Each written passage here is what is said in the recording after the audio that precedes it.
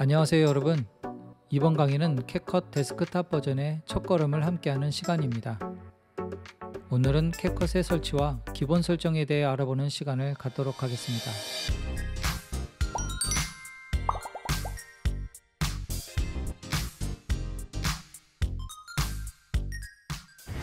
먼저 캡컷 홈페이지로 이동합니다. 캡컷 홈페이지 왼쪽 상단에 보면 데스크탑 버전과 모바일 버전 그리고 온라인 버전의 플랫폼이 있습니다. 모바일 버전은 스마트폰에서 여러분들이 많이 사용하고 있는 어플리케이션이죠. 온라인 버전은 웹브라우저에서 바로 사용할 수 있는 어플리케이션입니다. 하지만 오늘 우리가 배우고자 하는 건 데스크탑 버전의 캡컷인데요. 보다 정밀한 편집 작업과 고급 기능들을 사용할 수 있어 데스크탑 버전의 캡컷을 사용하는 걸 추천합니다. 이제 캡컷을 설치해 볼까요? 다운로드 버튼을 클릭하여 설치하도록 하겠습니다.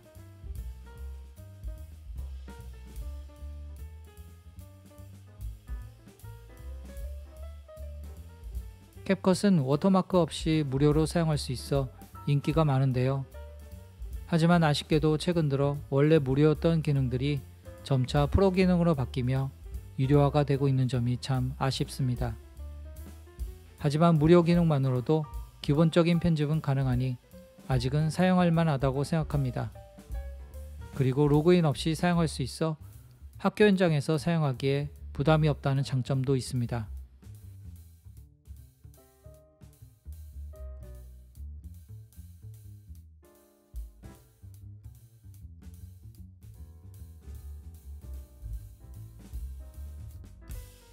캡컷 설치가 끝나고 첫 화면인데요.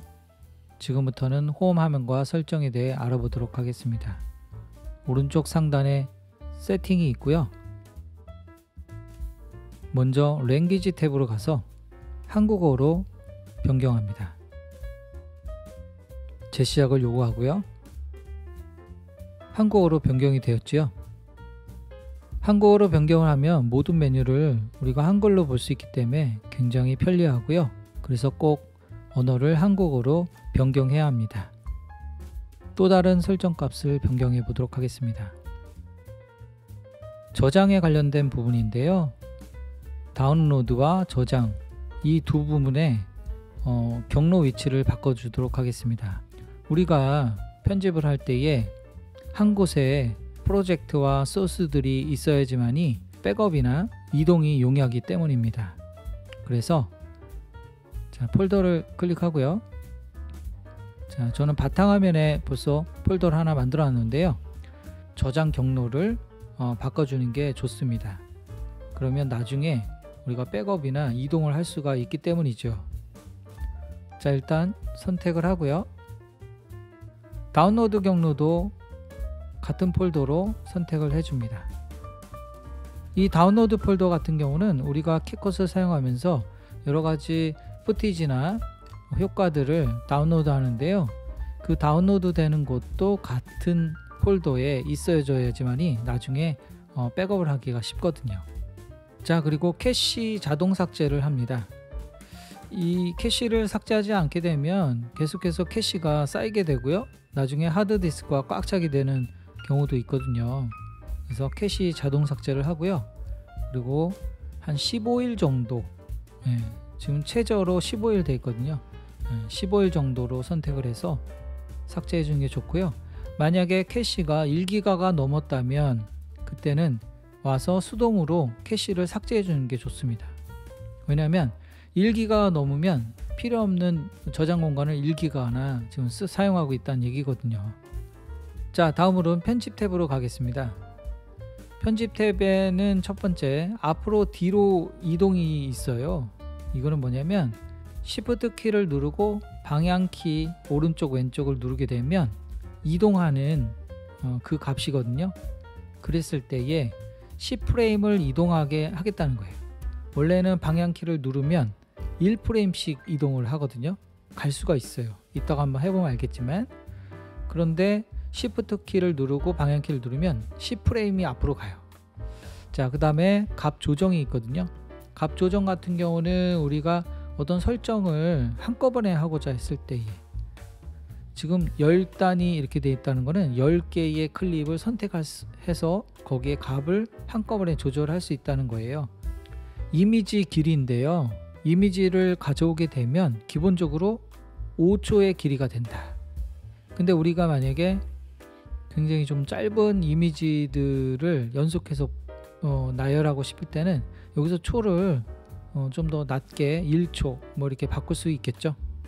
자, 이거는 일반적인 편집 값은 기본값을 넣고요, 내가 유튜브에 올릴 영상을 만든다 또는 틱톡에 올릴 영상을 만든다 했을 때는 해당 목표 음량으로 설정해 주는 게 좋습니다. 그래서 일단은 기본값으로 두고요. 그 다음에 이게 꼭 체크되어 있어야 되는데요, 이게 체크가 안 돼 있으면 레이어를 자유롭게 움직일 수가 없어요. 이 레이어라는 거는 어떻게 보면 이제 트랙하고 같은 얘기거든요. 그 트랙들을 자유롭게 배치하고자 한다면 체크를 해주는 게 좋습니다. 무조건 체크를 해야 돼요. 프레임 속도가 있는데요, 이 프레임 속도는 지금 현재 30프레임으로 되어 있죠. 우리가 1초에 기본적으로 영상은 30장의 사진이 후루룩 지나가면서 움직이는 영상처럼 보인단 말이에요. 그래서 기본적으로 우리가 30프레임에 놓고 많이 하고요, 영화 같은 경우는 24프레임을 쓰죠. 그래서 자연스러운 모션 블러들이 이제 보이게 되죠. 요즘에는 60프레임으로도 많이 찍어요. 네, 그래서 굉장히 60프레임으로 찍게 되면 굉장히 좀 선명하고 이렇게 되는 거죠. 촬영 원본 소스가 몇 프레임이냐에 따라서 이거를 설정을 바꿔주면 좋을 것 같아요. 우리는 보통 30프레임을 놓고 찍죠. 근데 만약에 24프레임을 만약에 30프레임이나 60프레임으로 놓고서 만약에 편집을 한다, 그러면 어떤 일이 발생할 수 있냐면, 초당 24장으로 찍었는데 편집할 때에 초당 30장으로 편집을 하는 거잖아요. 그 나머지 6개의 비는 프레임들 있잖아요. 근데 그거는 부족하니까 여기저기 껴옵니다. 그러다 보면 약간 끊긴 현상이 일어날 수 있어요. 그래서 프레임 속도는 촬영 원본과 같게 해줘야지 그런 현상들을 없앨 수 있어요. 성과 탭을 가보도록 하겠습니다. 자, 그래서 여기에서 체크할 부분은 프록시는 꼭 체크해 주셔야 돼요. 이 프록시 같은 경우는 우리가 만약에 고화질로 촬영을 했을 경우 4K 촬영이죠, 또는 뭐 FHD도 마찬가지예요. 고화질 촬영을 시스템에서 돌리려면 어느 정도 사용이 돼야 될 건데, 사실은 4K 촬영본을 편집할 때도 아무리 사용이 좋더라도 끊길 수밖에 없어요. 많은 양의 클립들을 쓴다면.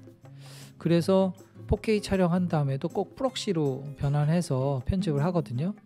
마찬가지로 이 캡컷에서도 이 프록시 기능을 이제 쓸 수가 있는데요, 이거를 켜 두셔야지 재생을 자연스럽게 볼 수 있어요. 이 프록시는 화질을 낮게 해준 상태에서 편집을 할 수 있게 해주는 거예요. 그러니까 편집이 원활하게 되는 거죠. 그런데 내보낼 때는 원본 화질로 내보내게 됩니다. 자, 그리고 프록시 그 경로가 있거든요. 이 프록시 경로도 폴더를 같게 해줘야 돼요. 그래야지 나중에 백업을 할 때 편리하겠죠. 자, 이렇게 해서 설정까지 마쳤고요. 이 설정만 잘 해놓으면 여러분들이 편집할 때에 별 무리 없이 편집을 할 수 있는 기본 바탕을 만들어 놓으신 겁니다.